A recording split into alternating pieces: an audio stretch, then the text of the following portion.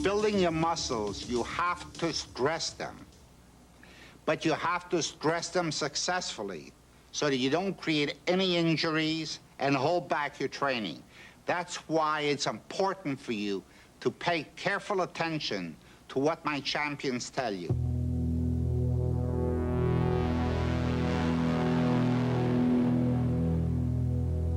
In reference to training aids, it's very important what type of clothing you're wearing, and that depends on the type of training you're doing and also the temperature of the room. If it's very hot, you may want to wear looser fitting clothing. You don't want to sweat too much if you don't want to lose too much body weight. Another problem is if the room is very, very cold and you want to keep your body warm, you may want to layer clothing, one layer on top of the other. The inner layer would be used to sort of wick the sweat away. You see, you get cold and chilled when you get fluid on top of the skin and cold air comes and rushes underneath. So by layering clothing, you wick the cold water away from the body and it's absorbed into the various layers of clothing. The inside you may want to be a cotton to help wick away the cold water. The type of clothing that someone would wear when they're training, it also depends on the type of exercises or the body parts that they happen to be training.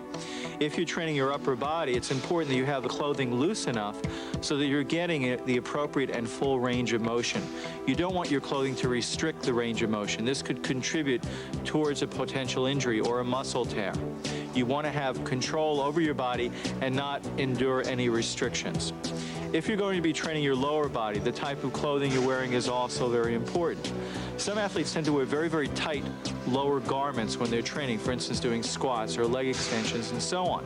This may restrict the proper biomechanics of your training techniques. You want to be in control of the biomechanics of your movements and not have your clothing or outer garments restrict the particular biomechanics of the motion that you're going through.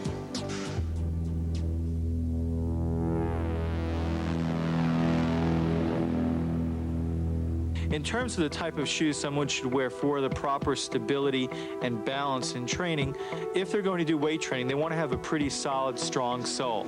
If they're going to be doing endurance training, where they're going to be running and there will be a large amount of ballistic forces, force vectors, as their foot plants on the ground, it's very important that they have a shoe that will absorb a lot of those shock vectors. If you're going to be doing long-distance endurance training where you're having these ballistic force vectors, you maybe want to have a little more width on the shoe as well as thickness in the sole to absorb the shock vectors. If you're going to be doing straight lifting, you want the base of the shoe to be a little bit more stable and harder. You don't want it to be loose to where it can sort of swivel side to side. This can contribute to an inversion or eversion injury of the ankle. Now realize when your ankle bends over, so will your knee. And that's how these knee injuries occur. You keep an unstable base in the lower foot, and that will translate right up to the kneecap and right up to the pelvis, and then to the low back.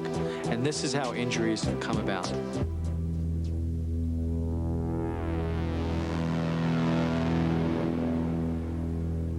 A weight belt basically supports your low back.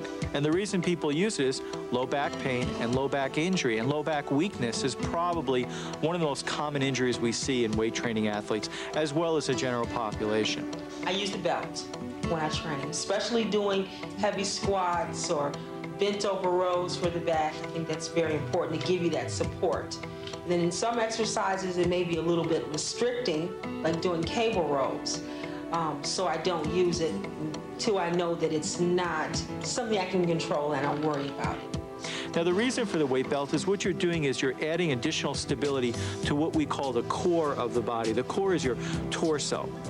One of the things athletes have to remember is the core, your abdominis rectus, your erector spinae, all the muscles that surround your body are called your core. That is where the stable power in your body lies. So what you do with the weight belt is that you're actually adding an additional layer of power and strength to that core. I wear a weight belt while training just about at every exercise. I do it because it gives me more of a feeling of stability because I'm not allowing all the pressure on my lower back. Using a weight belt, it kind of restricts all that pressure from just bursting onto that one area because you're using your abdominal muscles to push against the weight belt and you're keeping your spine in line. However, it is better to train without a weight belt unless you actually need it. Because when you use a weight belt, you're supporting the muscles and they are not being trained during that exercise. what also occurs is you're now changing the biomechanics of your body slightly. And now when you train without a weight belt, you're not accessing that additional stability, and the curvature in your spine and stability in the pelvis is slightly different. You may not be ready for this, and then injury can occur due to that lack of stability you're used to having when you have the weight belt. You should consider wearing a weight belt when you're doing stiff leg deadlifts to take some of the pressure off the low back and stabilize it. You may consider using a weight belt when you're doing squats in order to stabilize a low back, especially if you have a weak low back area. Well, of course, in heavy squats, deadlifts, or even in heavy curls and presses, I use a training belt. And I like the training belt that goes around, that is soft on the side, and you make it tight when you're doing the set. Then when you're done, you loosen it, you breathe deep, tighten it to do the next set. So that's a very important part.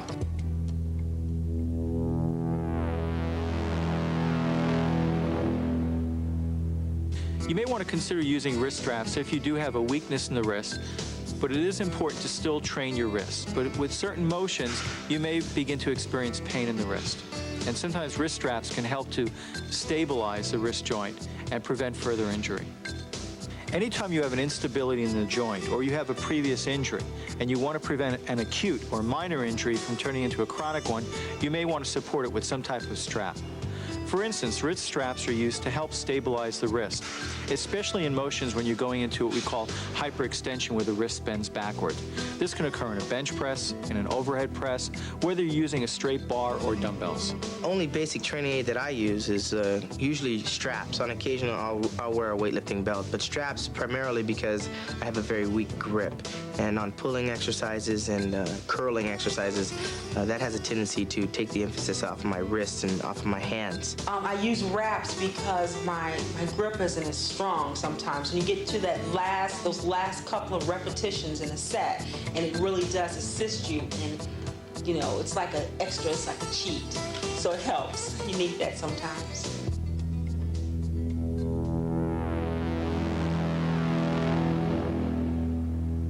The knee is one of the most commonly injured joints in the body. And with knee wraps, you tend to give some additional stability. You have cartilage and ligaments within the knee joint, and it's very important to protect them and prevent injury. Once you get even a slight injury in the knee, you are more set up for more advanced injury in the knee. One of the most common exercises knee wraps are employed in is in the squat.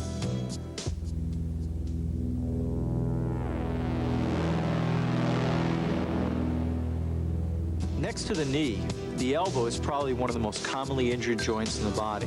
And the reason being is people may tend to extend too quickly or too hard, or use too much weight in a fast, jerky type of motion. This causes the elbow joint to snap to its full open position and may cause some tendonitis in that joint, as well as some calcium deposits or tendon injury. One of the most common exercises or series of exercises elbow wraps are used for is any type of motion where you're going through flexion and extension. This can be curls, bench press, overhead press. Any type of motion that will open and close this joint will tend to contribute to injury in that joint. And thereby, wraps are many times used to help stabilize this joint when it becomes weakened.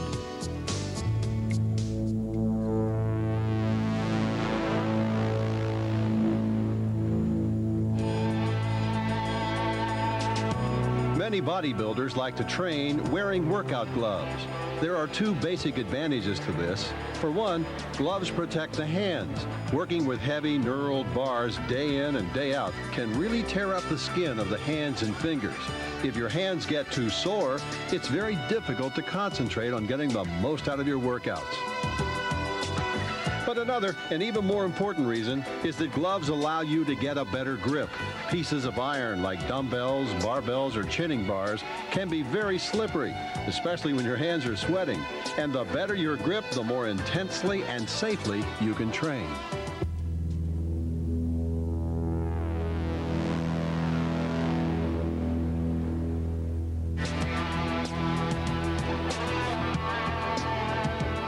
One of the worst mistakes a bodybuilder can make is training too heavy. When you try to work with too much weight, it's impossible to do the exercises correctly or effectively. You may be training hard, but you won't get the kind of results you expect. Not only that, but subjecting your muscles to weights they aren't prepared to handle substantially increases your risk of training injury.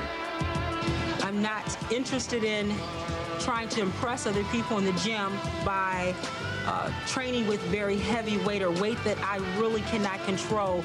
I don't go in the gym throwing heavy weights around. You see a lot of guys, they go in the gym, they just start piling weights on the bar, they're grunting, they're groaning, and they're banging out reps or whatever they're doing. I don't do that. Weight doesn't impress me. I go in the gym to improve my physique. So I always use a weight that I can handle. If what's heavy for me is light for somebody else, so be it. But as long as I am getting the feeling out of it, I know I'm at my limit, and I don't push it past that limit.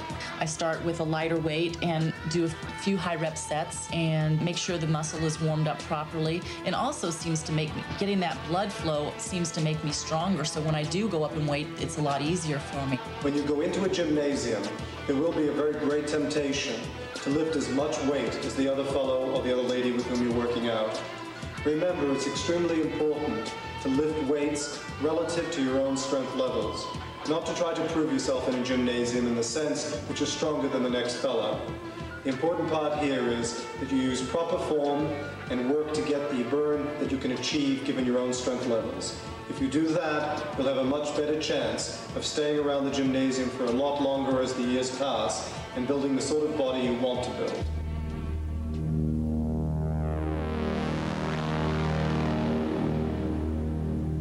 The person who's not familiar with body balance or coordination is often the person who first picks a weight up. I remember the very first time I lifted weights when I was about 10 or 11 years old. What do we all do? We overtrain.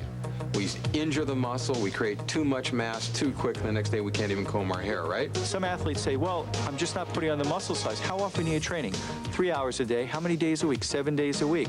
They're not allowing their body the rest time it needs for that muscle tissue to grow back together stronger. They're in a constant state of breakdown, a constant state of catabolism. They're not allowing the body to rejuvenate itself. They need to ease back. If they're training very intensely with weights, they really can't train more than an hour or so with the proper type of training techniques. The muscles will exhaust themselves. They just won't be able to keep going, and they will end up in this constant breakdown phase, not allowing for proper growth. It's great to be enthusiastic, especially for the younger bodybuilders. It's great to get in the gym, be enthusiastic, and then only do what your mind and your body can handle. Don't do more. Beginners have one thing in common. They all are very enthusiastic, and they go in like a ball of fire, and they want to do everything all at once, as much weight as they can. They see other people, and they want to be right there, right then. It takes years to reshape your body and to form it into a good muscular body.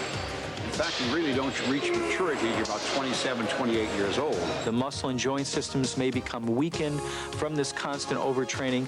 Tendinitis, tears to the muscle and tissue can also occur from this constant bombardment of stimuli without allowing the downtime for the muscle tissue to rejuvenate and go through the proper growth phases.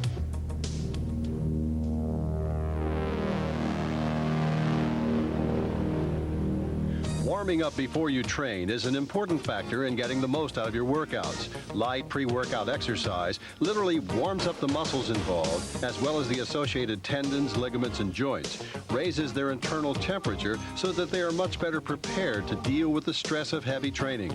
And this kind of warm-up activity also brings additional blood supply to the areas involved, so that your muscles will have all the nutrients and oxygen they need to support the intense contractions of serious bodybuilding training. One particular warm-up is general warm-up. It means that you increase the overall level of body temperature. This can be done in a variety of ways. You can ride a stationary bike if you like. You might also choose to run, or indeed you might engage in vigorous aerobic activity before coming into the gymnasium. This is particularly important if you live in a cold climate and you're going to take a workout coming directly from the cold into the gymnasium. you see people come into the gym all the time and they'll immediately throw themselves into a weight workout with no warm-up whatsoever. So the logic is not there. So what we need to do is warm up the muscle and the tendons enough so that we can go into the workout and begin working in with lighter weights and progressively add resistance, progressive resistance, until that resistance grows greater and the muscles are worked efficiently.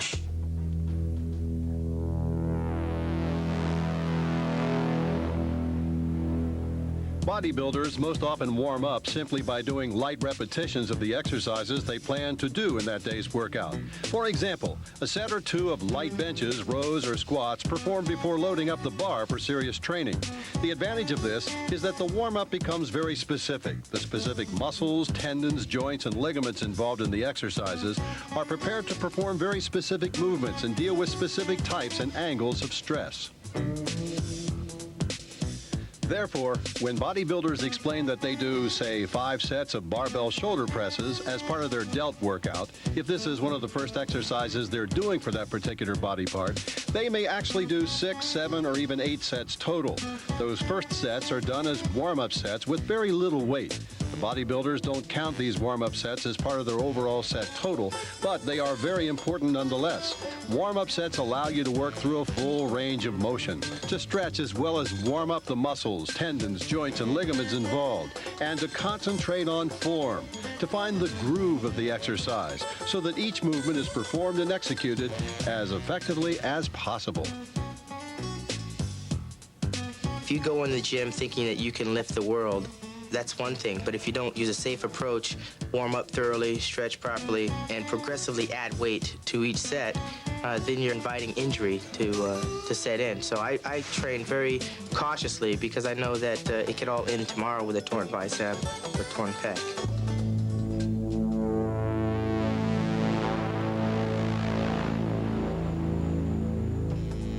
Many bodybuilders go through a program of stretching as part of their pre-workout warm-up, especially before a lower body workout. Muscles like the quadriceps and the hamstrings are extremely powerful, and it's easy for them to become tight between workouts.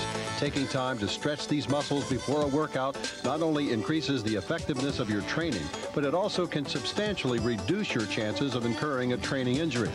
They also frequently stretch the muscles involved in a workout between sets. For example, grasping the ankle and bending the leg back to stretch the quads, or pulling against something to stretch and extend the lat muscles of the back. Most bodybuilders increase upper body flexibility by doing light sets of an exercise and deliberately working through as long a range of motion as possible, holding momentarily at the position of full contraction and again at full extension.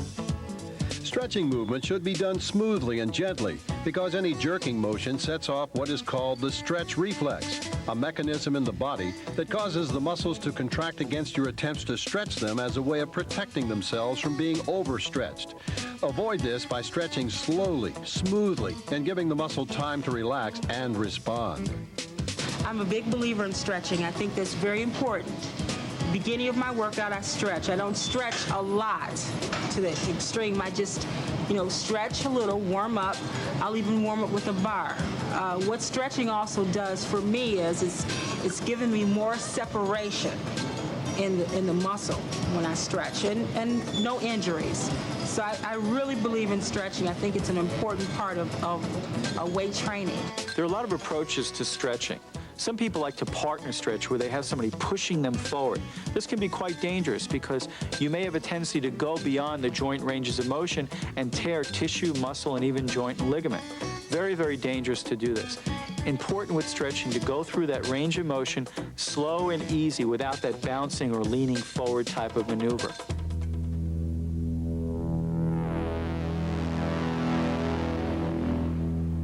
In order to do your training in the most effective and intense manner possible, it's important to be sure you stay properly grounded, that is, balanced in a secure, stable position before doing the movement. To correctly perform any exercise, you should first assume the appropriate stance. You should be stabilized, positioned securely and on balance so that you can handle heavy weights in the groove and give full concentration to the execution of the movement. Look around next time you're in the gym. See how many individuals are off balance when they do their set. sets, how awkward and unstable they look when performing certain exercises. This need for stability is why a lot of exercise machines use belts to hold you securely in place while doing a movement. This allows you to concentrate fully on the muscles being trained rather than on trying to maintain your balance. All weight training, however, boils down to one basic principle. If you don't have proper balance, you create injury. Therefore, when we're looking at the weight trainer, the bodybuilder, if you will, but the athlete, the person who's competing every day, the baseball player, the football player, soccer player, rugby player, you name it, you have to have proper posture. And correct posture starts with the feet. And if you don't stabilize your posture from below your knees, you're going to be compensating for foot instability. That foot instability creates further back problems and further neck problems.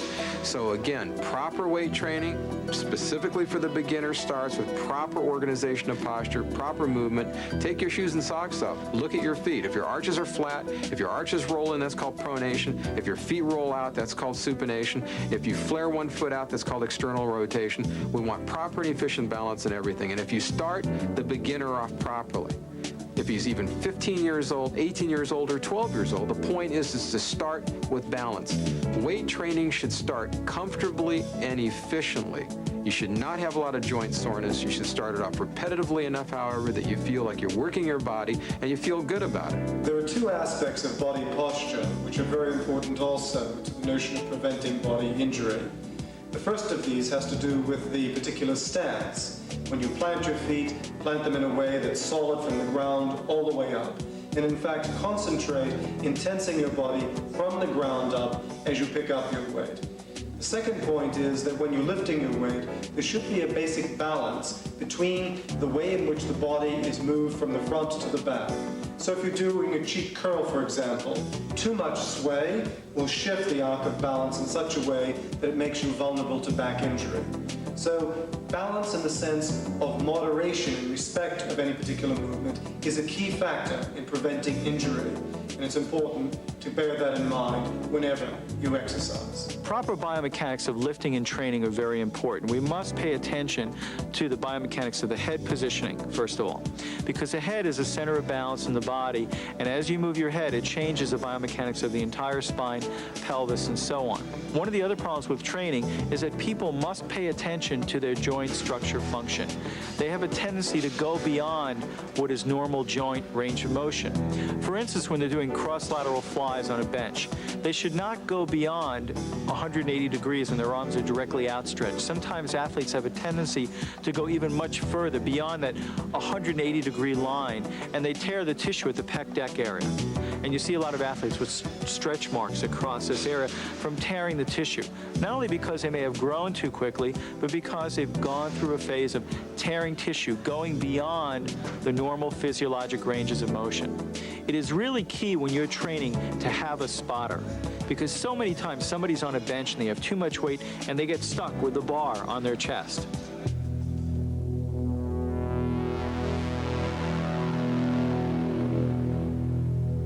The ideal bodybuilding physique is characterized by balance and proportion, and so is the ideal bodybuilding workout.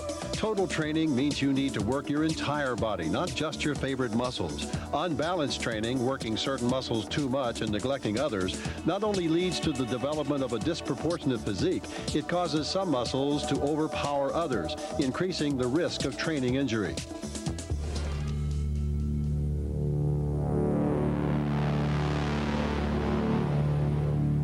Another important point to remember if you want to avoid injury is that visualization techniques and full focus techniques are extremely important. A visualization technique means that when you come into a gym and you're doing a particular exercise, that you focus very intensely on the exercise you're doing. Perform it in a methodical and strict manner. Visualize the result you want to achieve, but keep your attention on the movement of the weight to be sure that in doing it, that you do not go beyond the points that are safe in the range of motion of the exercise. So if you're doing a curl, for example, that you don't sway your back too intensely. That if you're doing a triceps press, that you don't allow the bar to jam down on your elbows and thereby injure the elbow area. Similarly on a squat, when you squat down, you should come to the bottom very gently, not bounce from the bottom position. Remember, the idea is not simply to go up and down. but rather to feel the exercise all the way down and all the way up. When you do that, you've got 2 reps for every one. Many bodybuilders who are just beginning will tend to throw a weight up and then let it come down as fast as they can. The important part here is to visualize the motion and tense the arms as you're coming up as well as coming down. That way you always have 2 reps for one. 100% mental focus is essential to training safely. You know, of course, the Weider system emphasizes muscular development. That's what we want. We want to make as many gains as possible. We want to put on quality muscle.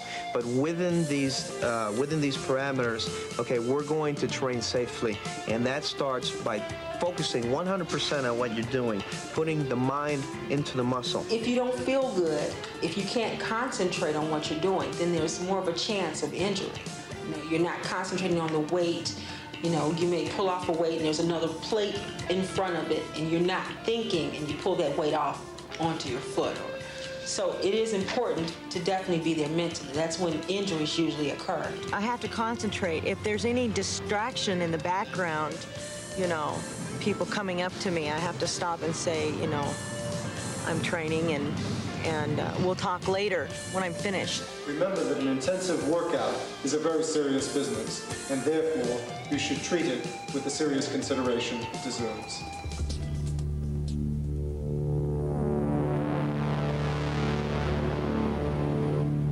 There are 2 kinds of trauma, micro trauma and macro trauma. Everybody knows macro trauma. That's like getting hit by a Mack truck. You know, once you get smacked, you're down. However, micro trauma is really a cumulative mechanical stress. That's, for instance, how do you lift weights, not just the load of weights. And often, if your posture's bad, we call it pathomechanic or stress-bearing posture. You can create injuries. For instance, if all I'm doing is working my biceps instead of my triceps and my chest flexors instead of my upper back extensors, I may develop my posture into a squatting posture. And no matter how much you build or how much larger you want to get, you might actually be injuring yourself just because your posture's bad. So everything that we do in sports science is really built around one word, and that word is balance. Good coordinated physics. We want distribution of weight in the front of your body, the back of your body, the sides of each part of your body. And not only that, but obviously we want you to work your lower body as much as you do your upper body. You know, the weekend warrior, the weekend athlete often screws their body up just because they go out and they work their upper body and forget about the lower body. I've never had injuries myself. I think the reason why is because my form's been really, really strict. I started with the basics, real light, and I improved, worked up over the years. And I'm confident now mentally. I know I can, you know, what kind of weight I can handle. Probably the most important thing you can do while training to help prevent injuries is just train smart. The person that goes the heaviest isn't always the best bodybuilder. Doing heavy weight is important, but if you can't do the heavy weight with proper form, you're wasting your time, and most likely you will end up with an injury. The majority of injuries take place because of sloppy exercise technique. So what we need to do is we need to look towards making the exercise as perfect as possible.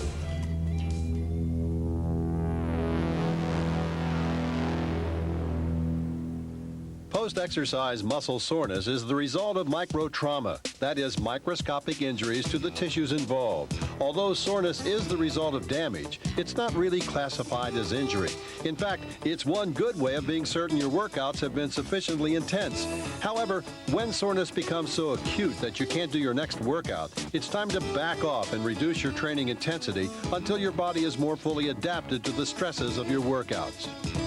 I know when to stop if I have a minor injury, because if you're in contact with your physique and you know how you should feel when you're training, then you know that this is something that's not good.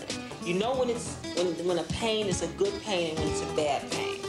And that's why it's important to always listen to your body. There's a big difference between post-exercise soreness and the pain of injury. Pain is a warning sign that tells you an area has been injured, that you need to avoid that activity and allow the part of the body involved to recover. You can work through soreness, but trying to work through the pain of injury is a mistake. With an injury, if you feel any pain at all during the exercise, you've gone too far. When you ignore this warning sign, you risk re-injury, more severe injury, or chronic injury. minor injuries are going to happen, and I think that the only way that you can circumvent them or work your way around them is by backing off. A minor injury can become a major injury so long as you continue to beat it to death. I take time off. Massages are good. Heating rubs are good. Ice packs. Things like that will take away the immediate pain, but you've also got to back off a little bit, that's all. If you have soreness or inflammation, you should back off 10%. Now, that means if you hurt your Achilles tendon, if you hurt your tendon in your knee, your shoulder, your biceps, your neck, your back, any part of your body, if you have soreness or pain, you back off 10%. But you still do the full motion of the activity. And you do that for 3 days, by the way, for a 3-day period. If anywhere along that 3-day period you still can't do the activity without soreness or pain, you back off another 10%. But you still maintain full range of motion and activity. If it still hurts, you still have range of motion, then you back off another 10%, or a total of 30%, you stop all activity. You stop the activity and go see a doctor. I've never been seriously injured, but I think that is possibly due to the fact that I've always been conscious of that. And I have always taken time to warm up properly and to ice down joints and such that were swollen or painful. And also I've been very, very careful to listen to my body, using the instinctive principle and backing off if I feel that there is a potential injury in sight. Everything's internal about my field, what's going on inside of my body. If I'm pulling something a little too far, I know it. An acute injury can result from a trauma such as a blow or a cut, from a sudden stretching or twisting force, or from the cumulative effects of overwork.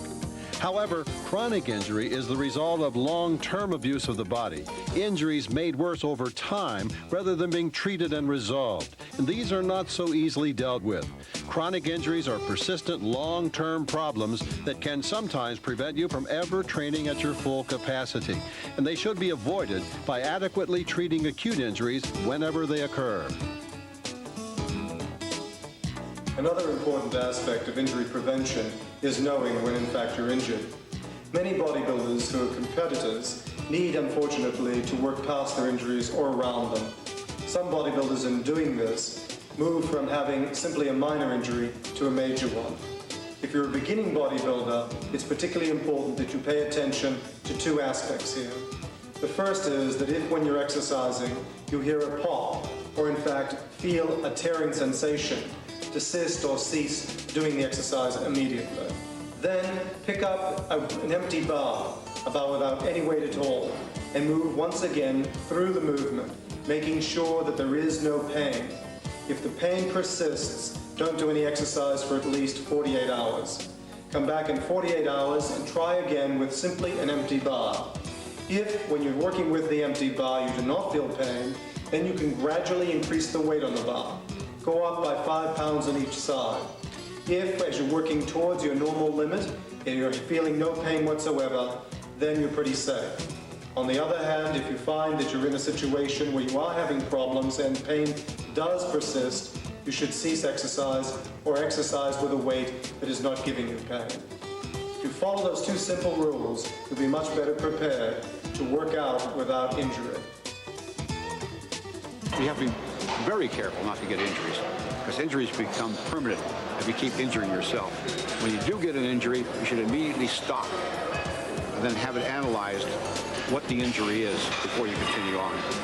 If you hear a crack or a snap, or you hear something or feel something actually tear, immobilize that joint and get to the proper medical care immediately. Some injuries, when you rip a ligament, for example, make some noise. That noise, you have to pay attention. If there's a pop, then you know, you've got to check by the doctor. 2, even if it's a muscle injury, if it swells, immediately you have to go to the doctor, because that could be something very serious. 3, if it's some kind of jamming in the joints itself, then you have to really check it, and also check it with the doctor. And one of the problems I found in bodybuilding is the bodybuilders got so strong and so resistant to pain that accidentally I took x-rays on their lumbar and I saw fractures. And I said, wait a minute, you have a fracture in the lumbar. How did you get this? Oh, my back's been sore for months. I don't know.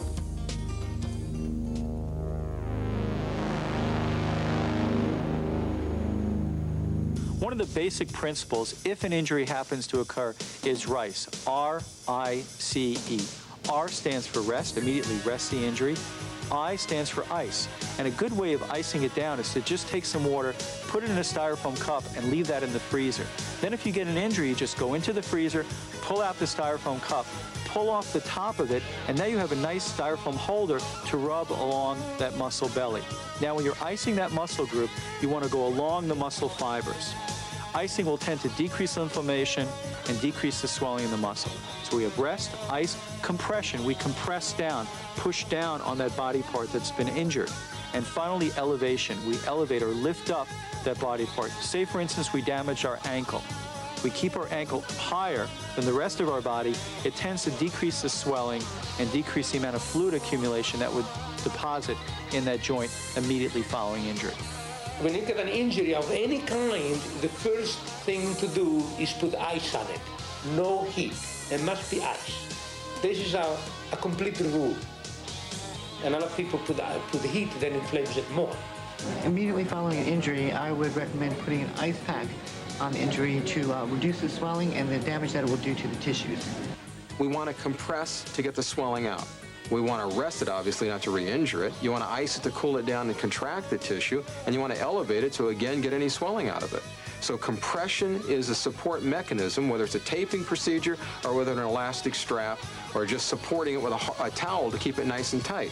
But remember, elevating it above the heart is probably one of the more important ideas. Whether you're on your back or you're on your stomach, you want to try to raise the part up enough to get good circulation going. In reference to compression, you want to put mild pressure, but not so hard that you're restricting blood flow. Some people have a tendency with a bad injury to tie it so tightly that they end up with a lot of pain in that joint due to that heavy-duty compression. Rest, ice, compress, and elevate. Now, if an injury over the first 72 hours is still sore, it's still swollen, it's time now to do what's called contrast therapy. And that means that you use ice on it first, maybe 15, 20 minutes, depending on degree of severity. And then you should use hot, moist heat. And that's whether it's a hot shower or a hot bath. We usually recommend, by the way, using a hot bath with Epsom salts. I like the magnesium sulfate, draws the soreness out of the tissue, but it's contrast therapy. Ice constricts, the heat dilates, draws fresh oxygenated blood in, and you can duplicate the process. You could do 10 minutes of ice, 10 minutes of the moist heat, and repeat it immediately. 10 and 10 again. But again, you want to compress and we want to elevate. Get the swelling out of the tissue as quickly as possible. If you do not have full range of motion, we do not recommend you in trying to stretch through full range of motion. We think that you should do contrast therapy, get the muscle tissue to relax, and then in the progressive stages of rehabilitation, work the joint and muscle out comfortably, the tendon or ligament out comfortably to make sure that you're not overstretching or over-traumatizing it either. Now remember, in an acute injury that happens very quickly to you, you want to rest, and you want to give yourself sufficient rest to where that injury or that weakness that you've experienced is not going to turn from an acute, rapid injury to a long-term chronic one. So give yourself enough rest. With the ice, it's important to use a lot of ice, but don't leave it on the skin so long where it starts to sunburn the skin or cause frostbite on the skin. You may want to put a towel in between the ice cubes and your skin. You may want to put some type of covering on the skin before you place the ice on it. Or you can take ice, put it in a towel, wrap it up, and rest it on that body part.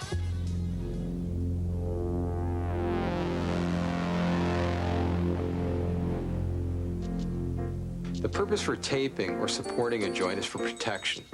Often if you have injury, if you have edema, fluid, swelling, any of those reasons for, quote, pain syndromes, if you have pain in the joint, you want to protect the joint. And taping is really one of the safest ways to do that. So when you go ahead and stand up, you're going to find out that the tape works like a big spring to protect the knee.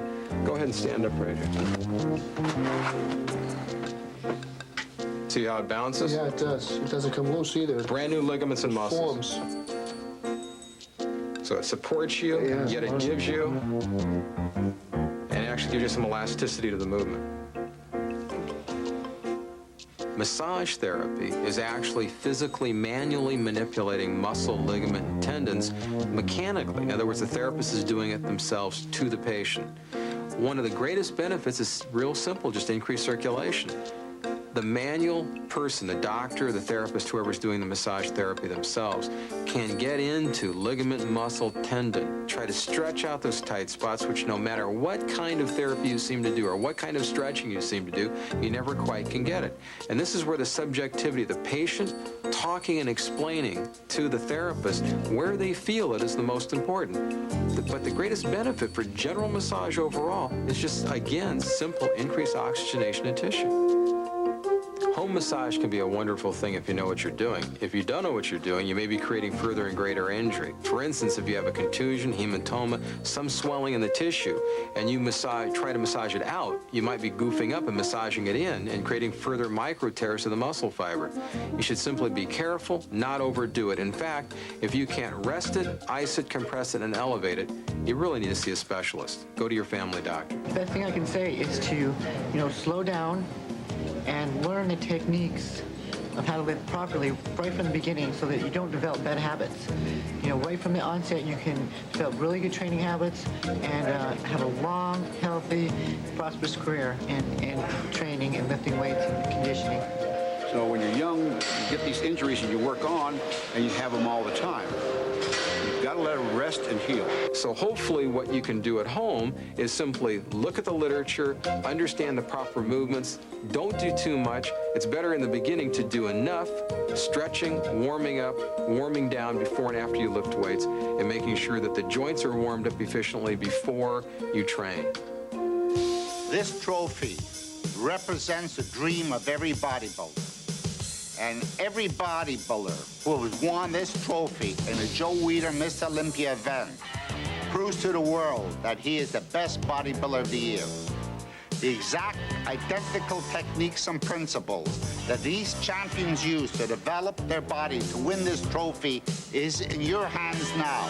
It is up to you to apply yourself, put these techniques into action, put guts behind them, work them hard, and you too will develop a body you can be proud of. The shape, the full deltoids, the pecs, the abs, I want it all. I want the thighs, I want the calves, I want the tight glutes. You give me a man who's tight and fit and firm and hard, and you've got probably Adonis.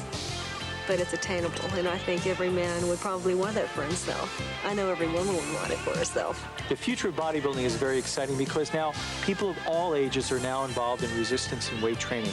60 years old is not old anymore. We have people in their 70s and 80 years old who look like they're 30.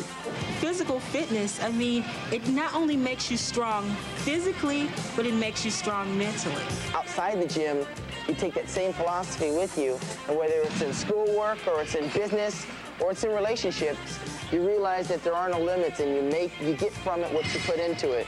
Get off your big butt. Get into the gym.